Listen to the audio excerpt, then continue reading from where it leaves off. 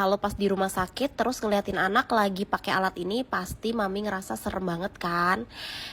Jangan salah mam, kenalin dulu nih, ini alat namanya nebulizer. Nebulizer ini sangat membantu banget buat mencairkan dahak anak saat anak bapi loh mam.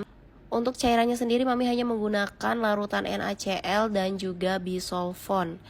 Ini tuh bener-bener ampuh banget untuk meredakan atau menghilangkan dahak ya pada anak, apalagi saat anak kita bapil sampai sesak nafas dan juga susah mengeluarkan dahak mams.